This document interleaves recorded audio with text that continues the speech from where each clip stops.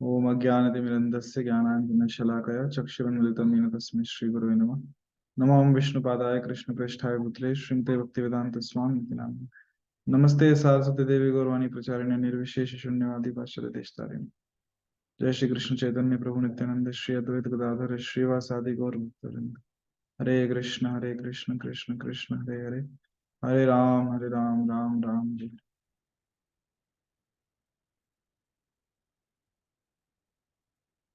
हरे कृष्ण।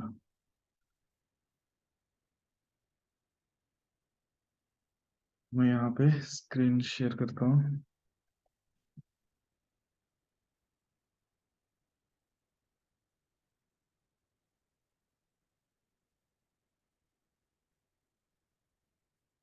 हम श्लोक पढ़ेंगे, आप लोग माइक ऑन करके साथ में दोहरा सकते हैं। अंधम तमः प्रविशन्ति अन्धतमोपविशन्ति ये अविद्यामुपासते ये अविद्यामुपासते विद्यामुपासते ततो भूय इव ते ततो ततो भूय भूय एव एव ते ततो भूय इव ते तमो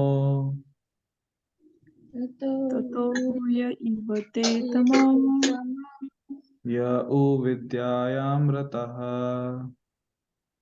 यं विद्यायामृतः ततः अंधम तमः प्रविशन्ति अन्धतमः तमः प्रविशन्ति प्रविशन्ते ये अविद्यामुपासते ये अविद्यामुपासते विद्यामुपासते ततो भूय इव ते तमो ततो ततो भूय इव ते तमो य उ विद्यायां रतः। यं विद्यायामृतः अंधम तमः प्रविशन्ति अन्धं तमः प्रविशन्ति प्रविशन्ति ये अविद्यामुपासते ये अविद्यामुपासते अविद्यामुपासते ततो भूय इव ते तमो ततो भूय एव ते इव ते तमो तमो य उ विद्यायां रतः। यौ विद्यायामृतः शब्दशार्थ अंधम निपट अज्ञान, तमह अंधेरा, प्रविशन्ति प्रवेश करते हैं, ये जो अविद्याम अविद्या की उपासते पूजा करते हैं, ततः उससे भूय और अधिक, इव सदृश, ते वे, तमः अंधकार, ये जो उ भी विद्यायाम ज्ञान अनुशीलन में रता लगे हुए। अनुवाद: जो लोग अविद्यापूर्ण कार्यकलापों के अनुशीलन में लगे हुए हैं, वे अज्ञान के गहनतम क्षेत्र में प्रवेश करेंगे। इनसे भी निकृष्ट वे हैं जो तथाकथित ज्ञान के अनुशीलन में लगे हुए हैं। तथाकथित ज्ञान के अनुशीलन में लगे हुए हैं। तात्पर्य श्रील प्रभुपाद जी द्वारा। चलो ठीक, तात्पर्य पढ़ेंगे हम। पहले समझते हैं कि क्या कह रहे हैं यहाँ पे इस श्लोक में, इस मंत्र में, कि जो लोग अविद्या पूर्ण कार्यकलापों के अनुशीलन में लगे हुए हैं, वे अज्ञान के गहनतम क्षेत्र में प्रवेश करेंगे। इनसे भी निकृष्ट हैं वे हैं जो तथाकथित ज्ञान के अनुशीलन में लगे हुए हैं। तो देखो, दो चीजें यहाँ पे बताइए। पहली चीज जो बता रहे हैं कि अविद्यापूर्ण कार्यकलाप,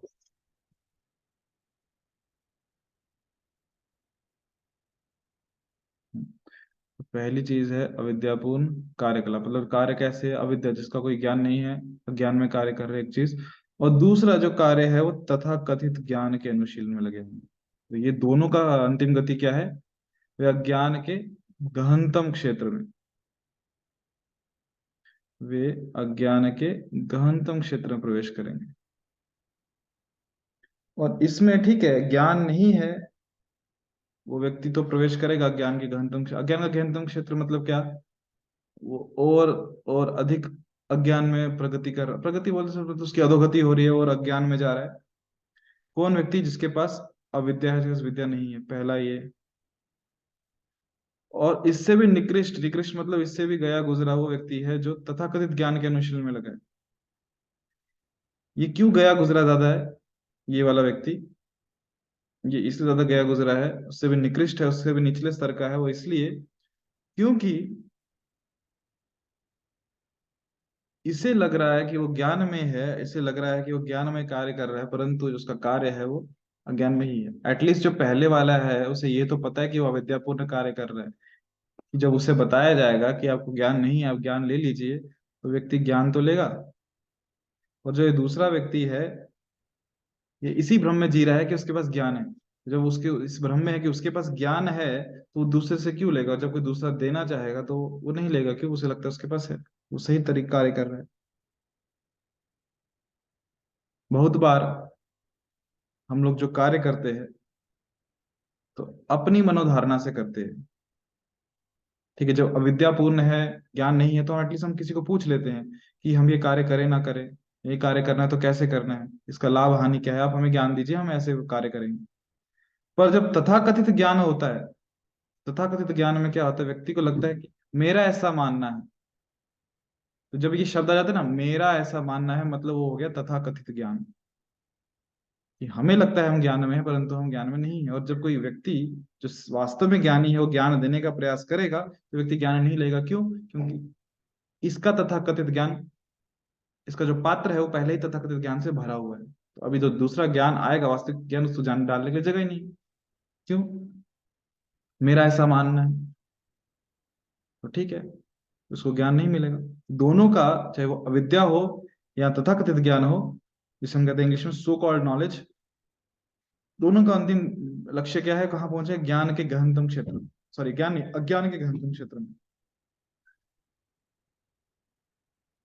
अविद्यापूर्ण, हालांकि दोनों का उद्देश्य है कि, फिर से वही बात बोल रहा हूँ जो यहाँ पे बताई गई है, परंतु सबसे ज्यादा निकृष्ट क्या है, निचले स्तर का क्या है? जो तथाकथित ज्ञान है, जहाँ पे लोगों को लगता है कि वो ज्ञान में है, परंतु वो केवल अपनी मनोधारणा में चल रहे हैं कि उनका ऐसा मानना है, वैसा वो करते हैं। आगे बढ़ते हैं तात्पर्य की तरफ।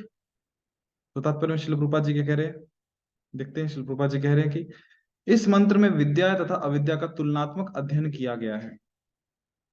अविद्या निसंदेह घातक है, लेकिन विद्या उससे भी अधिक घातक होती है यदि वह दिग्भ्रमित हो।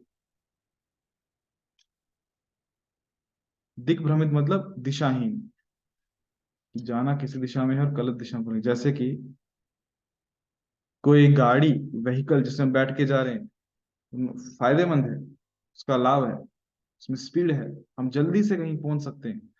परंतु यदि वो गाड़ी दिग्भ्रमित हो, दिग्भ्रमित मतलब उसका डायरेक्शन लॉस हो जाए, डायरेक्शन सेंस नहीं है, तो बहुत नुकसानदायक है। कैसे? गाड़ी में हम एक्सलरेटर तो लगा सकते हैं, परंतु यदि हम उसको स्टेयरिंग व्हील ना हो, गाड़ी कहाँ घुमानी है, लेफ्ट में राइट में, वो नहीं हो, तो सीधा गाड़ी एक्सीडेंट करेगी। तो इसीलिए विद्या, वो स्पीड घातक हो जाती है कब? जब जिसमें डायरेक्शन ना हो, दिशा ना हो। श्री ईशोपनिषद का यह मंत्र विगत काल की अपेक्षा आज अत्यधिक लागू होता है। तो ये मंत्र हो सकता है पहले कभी इतना लागू नहीं होता था, पर आज की जो अवस्था है, आज का जो समय है, इस समय, आज के समय में ये बहुत ही अत्यधिक लागू होता है। आज के समय में इसका बहुत ही लाभ है। और ठीक है, इसको आगे पढ़ते हैं हम लोग। जस्ट एक मिनट।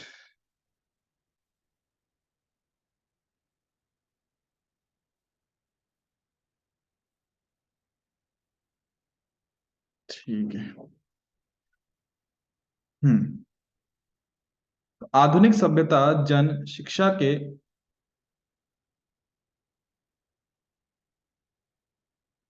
तो क्यों आज के समय ज्यादा एप्लीकेबल है? तो प्रभुपाद जी आगे बता रहे हैं कि आधुनिक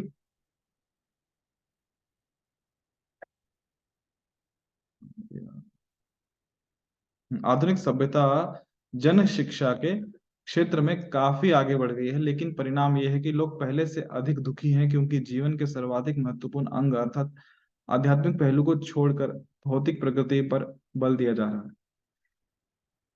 है। शिक्षण प्रणाली है हमारे पास, और जन शिक्षा के क्षेत्र क्षेत्र में काफी प्रगति भी की है, और परिणाम क्या है? हम लोग पहले से अधिक दुखी, परेशान है, रोते रहते हैं। क्यों? क्योंकि जो जीवन का सबसे अधिक महत्वपूर्ण अंग है, जो जीवन का सबसे अधिक महत्वपूर्ण हिस्सा है, यानी कि आध्यात्मिक पहलू, उसको हम कहीं तो छोड़ के आ गए। और आध्यात्मिक पहलू को छोड़कर पूरा बल कहाँ जा रहा है? भौतिक प्रगति के ऊपर। और भौतिक प्रगति से व्यक्ति कभी सुखी नहीं हो सकता, वो हमेशा दुखी रहता है। जहां तक विद्या का संबंध है, पहले मंत्र से स्पष्ट है कि भगवान प्रत्येक वस्तु के स्वामी हैं, और इस तथ्य को भुलाना ही अविद्या है। तो जहां तक विद्या का संबंध है, तो जो पहला मंत्र है, इस पर क्या, वो कौन सा? ईशावास्यमिदं सर्वम् यत् किंचन जगत्याम जगत तेन तक्तेन भुंजिता मा गदा कस्य सुदन। पहला श्लोक हमने पढ़ा था। हाँ, पूर्णमदम पूर्णमिदम वो उससे पहले था, पर वो मंत्र, पहला मंत्र नहीं था, पहला मंत्र यही था, ईशावास्यमिदं सर्वम। तो उसमें यदि हम देखें तो स्पष्ट है कि भगवान प्रत्येक वस्तु के स्वामी है, और इस तथ्य को भुलाना ही अविद्या है। जैसे गीता में भी श्लोक आता है, कौन सा? आ भोक्तारम यज्ञ तपसाम सर्वलोक महेश्वरम सुहृदम सर्वभूतानां ज्ञातम माम शांति मृच्छति। भोक्तारम यज्ञ तपसाम सर्वलोक महेश्वरम, भगवान प्रत्येक वस्तु के क्या है? स्वामी है। और जब हम इस तथ्य को भूल जाते हैं, तो उसे कहते हैं अविद्या। और हम में से अधिकांश लोग, कोई गिने चुने होंगे जिन्हें याद रहता है, अदरवाइज अधिकांश लोग हम भूल जाते हैं कि भगवान प्रत्येक वस्तु के स्वामी। अच्छा, कैसे सिद्ध होता है कि हम भूल जाते हैं कि भगवान प्रत्येक वस्तु के स्वामी है? जिस क्षण उस वस्तु को हम अपने अधिकार में समझ लेते हैं कि मेरा हक है इसके ऊपर, इस वस्तु को मैं जैसे चाहे उपयोग करूँ, इस वस्तु को मैं जैसे चाहे इससे व्यवहार करूँ, वस्तु हो या व्यक्ति हो, जो भी है, तो हम भूल जाते हैं इसके मूल स्वामी कौन है? कृष्ण। और उसका भोग कौन करेंगे? केवल कृष्ण। और जब हम भूल जाते हैं, तो फिर लगता है कोई इसका स्वामी नहीं, तो मैं ही स्वामी हूं। कोई भी वस्तु या व्यक्ति ऐसे दिखा जिसका कोई स्वामी नहीं है, तो हम तुरंत अपना अधिकार उस पर जमाने का प्रयास करते हैं कि वस्तु या व्यक्ति केवल मेरा है। तो ये है अविद्या, कि भूल गए कि हर वस्तु व्यक्ति का स्वामी कौन है? कृष्ण। यदि हम इस तथ्य को भूल जाते हैं, तो अविद्या के अंधकार में क्षेत्र में हम आ गए। मनुष्य जितना ही जीवन के इस तथ्य को भूलता है, उतना ही अधिक वह अंधकार में रहता है। कौन सा तथ्य को, इसको भूलना कि कृष्ण स्वामी, इसको भूल के तो अंधकार में आ गए। इस दृष्टि से तथाकथित शिक्षा की प्रगति की और उन्मुख ईश्वर विहीन विद्या अधिक घातक है, अपेक्षाकृत उस सभ्यता के जिसमें सामान्य जनता कम शिक्षित है। तो एक बार व्यक्ति यदि पढ़ा लिखा ना हो, अनपढ़ हो, तो ठीक है, ठीक है, अशिक्षित है, उतना उसको लाभ नहीं मिलेगा, उतना जीवन में प्रगति नहीं कर पाएगा यदि अशिक्षित है तो। पर कम से कम ज्यादा लोगों का नुकसान तो नहीं कर पाएगा। और सबसे ज्यादा अधिक घातक क्या है? कि जो आज की तथाकथित शिक्षा प्रणाली है, आज की जो शिक्षा प्रणाली है, उसमें जो प्रगति भी हो रही है, वो कैसी हो रही है? उसमें ईश्वर विहीन विद्या है। उसकी पूरी जो दिशा है, वो ईश्वर विहीन विद्या की तरफ है, कि हमारे जो पढ़ाई है, हमारी पढ़ाई से हम लोग क्या सिद्ध कर रहे हैं? कि भगवान नहीं है, केवल विज्ञान है। ये बहुत अधिक घातक है। मनुष्यों के विभिन्न वर्ग हैं, कर्मी, ज्ञानी तथा योगी। इनमें से कर्मी वे हैं जो इंद्र तृप्ति के कार्य में व्यस्त रहते हैं। कर्मी अर्थात विशेषकर सकाम कर्मी, जो कोई भी कार्य करते हैं, किस लिए कार्य करते हैं? फल की अपेक्षा इसलिए कार्य करते हैं। तो आधुनिक सभ्यता में प्राय 99.9% लोग उद्योगवाद यानी कि इंडस्ट्रियलिज्म कह सकते हो, आर्थिक विकास, परोपकार, राजनीतिक सक्रियतावाद इत्यादि के नाम पर इंद्रिय तृप्ति के कार्यों में लगे हुए हैं। ये सभी कार्य बहुत कुछ इंद्रिय तृप्ति पर आधारित हैं, जिनमें प्रथम मंत्र में वर्णित ईश चेतना सम्मिलित नहीं है। जो हम कह रहे हैं कि ईशावास्यम सर्वम, ये सब उसमें सम्मिलित नहीं है। जो हमने पहला मंत्र देखा कि जहां पे पूरा उद्देश्य फोकस क्या है कि सब कुछ भगवान की संपत्ति है, बट ये जो आगे उद्योगवाद, आर्थिक विकास, परोपकार, राजनीतिक सक्रियतावाद इत्यादि, इनके नाम पे क्या चल रहा है? केवल इंद्रिय तृप्ति चल रही है। यहाँ पे कहीं पे भी कृष्ण को केंद्र में रख के कार्य नहीं किया जा रहा है, जिसके कारण अधिक अंधकार में जा रहे हैं। और ये सब किसका नतीजा है? ईश्वर विहीन विद्या का नतीजा। ऐसी विद्या दी जा रही है जो कि जिसमें ईश्वर केंद्र में नहीं है। आगे श्रील प्रभुपाद जी कह रहे हैं, भगवत गीता में के मत में 7.15 ऐसे लोग जो निपट इंद्रिय तृप्ति में लगे रहते हैं मूढ़ या गधे हैं। गधा मूढ़ता का प्रतीक है। 7.15 यानी कि गीता के, श्लोक निकालता हूँ, 7वें अध्याय का 15वां श्लोक।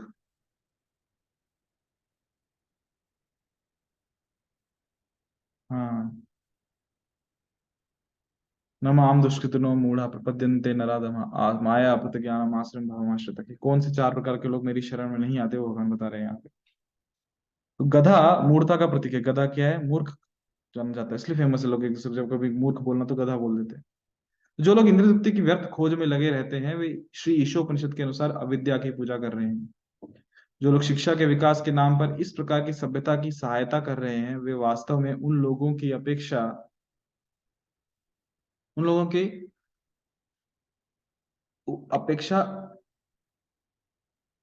अधिक हानि पहुंचा रहे हैं जो निपट इंद्रिय तृप्ति के पद पर आसीन हैं। ईश विहीन लोगों के द्वारा विद्या की प्रगति उतनी ही भयावह है जितनी कि सर्प के फन की बहुमूल्य मणि होती है। मणि से विभूषित सर्प मणि विहीन सर्प से अधिक घातक होता है। हरि भक्ति सुधोदय स्कंद 3 अध्याय 11 श्लोक क्रमांक 12 में ईश्वर विहीन लोगों द्वारा शिक्षा की उन्नति की तुलना शव के श्रृंगार से की गई है। भारत में अनेक अन्य देशों के ही समान कुछ लोग शोक संतप्त संबंधियों को प्रसन्न करने के लिए शव को सजाकर शव यात्रा निकालने की प्रथा का अनुसरण करते हैं। इसी प्रकार आधुनिक सभ्यता के कार्यकलाप भौतिक जगत के नित्य दुखों को ढकने के लिए पैबंद लगाने के समान है। ऐसे सभी कार्य इंद्रिय तृप्ति को लक्ष्य बनाकर किए जाते हैं, लेकिन इंद्रियों के ऊपर मन है और मन के ऊपर बुद्धि और बुद्धि के ऊपर आत्मा है। इस तरह असली शिक्षा का उद्देश्य आत्म साक्षात्कार अर्थात आत्मा के आध्यात्मिक मूल्यों की अनुभूति करना होना चाहिए। कोई भी शिक्षा जो ऐसी अनुभूति को प्राप्त नहीं करवा पाती अविद्या मानी जानी चाहिए।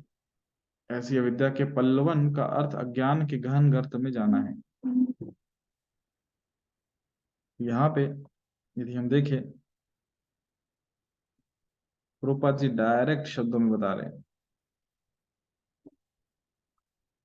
कि मूढ़ किसे कहा गया है। भगवान श्री कृष्ण के अनुसार मूढ़ व्यक्ति कौन है?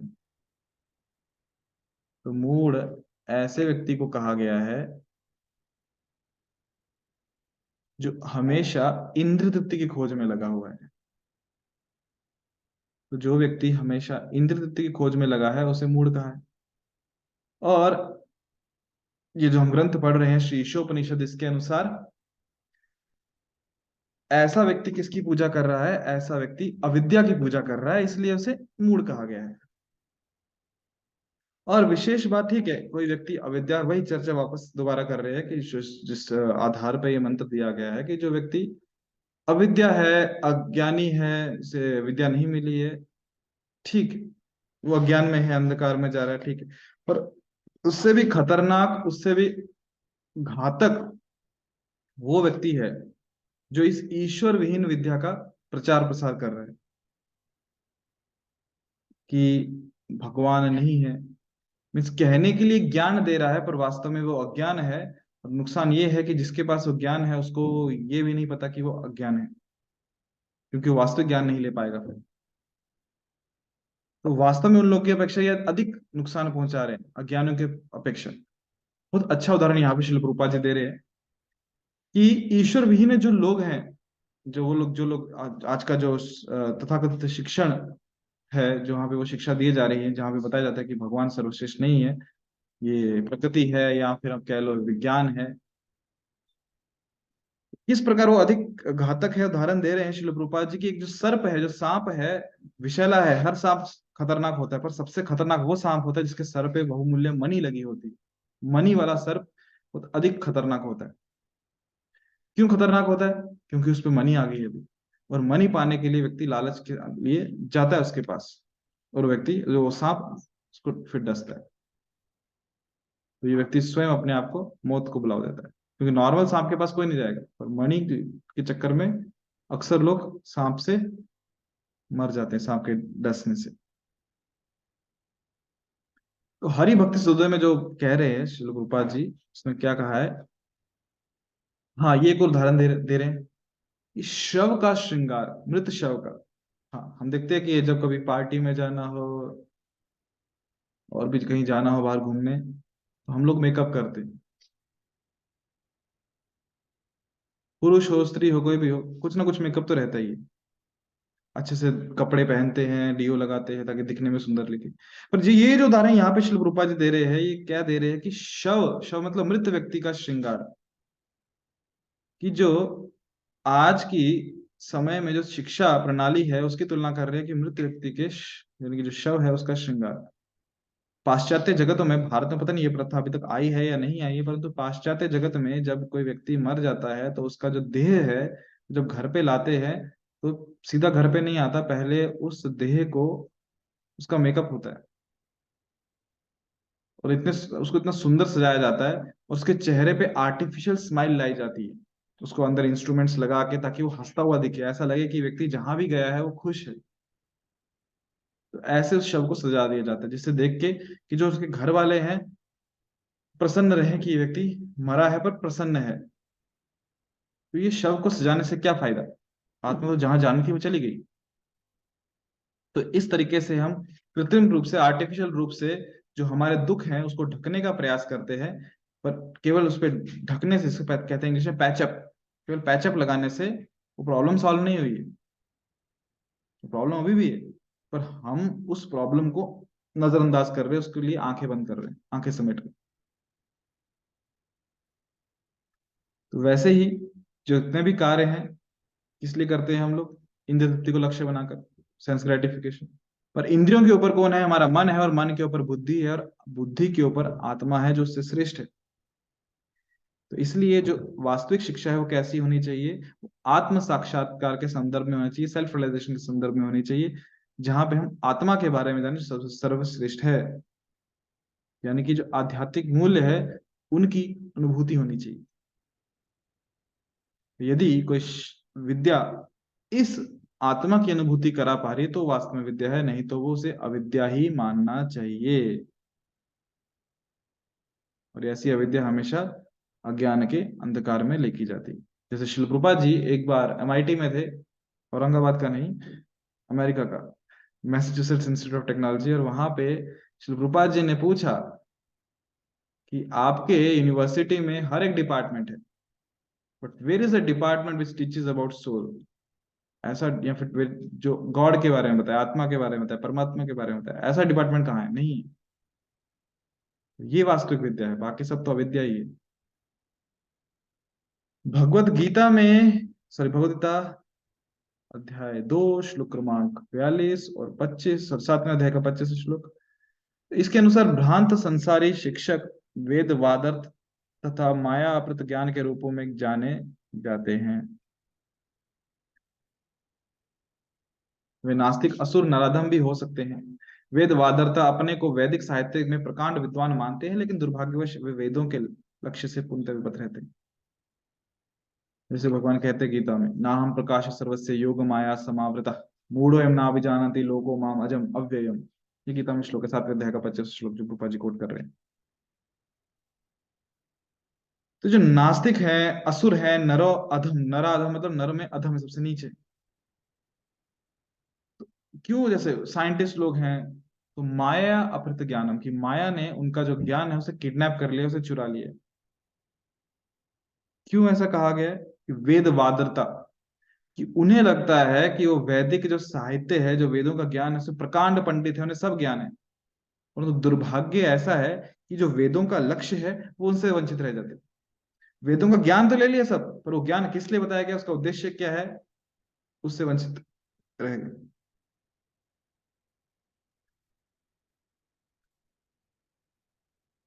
जैसे उदाहरण,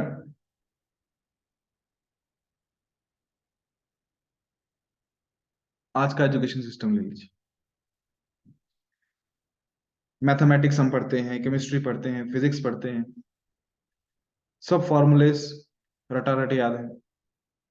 एग्जाम में 100 आउट ऑफ 100, 95%, 98% सब आ गया। पर जब बात आती है उस नॉलेज को प्रैक्टिकली अप्लाई करके कुछ प्रोड्यूस करना, तो वहां जीरो। तो इसे कहते हैं कि ये ज्ञान होके भी ना के बराबर है। तो ये तथाकथित ज्ञान हो गया। फिर क्यों हम उसको अप्लाई नहीं कर पा रहे? उसका जो उद्देश्य है, उस ज्ञान का, जो एजुकेशन सिस्टम का उद्देश्य है कि ये ज्ञान को लीजिए और अपने जीवन में उसका प्रयोग कीजिए, जब वो ही नहीं कर पा रहे तो इतना नॉलेज ज्ञान होने के बाद भी हम जीरो ही हैं। तो वैसे ही पूरा वेद जानने के बाद भी जो कहते हैं कि हम वेद के प्रकांड पंडित हैं, तो जब उसको अप्लाई नहीं कर पा रहे, जो वेदों का उद्देश्य है, मूल उद्देश्य, वहां तक नहीं पहुंच पा रहे जिसके लिए वेद बताए गए हैं, तो क्या है, वो दुर्भाग्य है उनका। जैसे वेदों का उद्देश्य क्या है, भगवान कृष्ण गीता में कहते हैं, सर्वस्य चाहम हृदय सन्निविष्टो मत्ता स्मृतिर ज्ञान अपोहनम च वेदेश्च सर्वेर अहम एव वेद्यो वेदांत कृत वेदविद एव चाहम। ये वेदों का उद्देश्य क्या है? मुझे जानना, मुझे मतलब कृष्ण को। और यदि सब वेद पढ़ने के बाद भी इस उद्देश्य तक नहीं पहुंचे तो दुर्भाग्य है।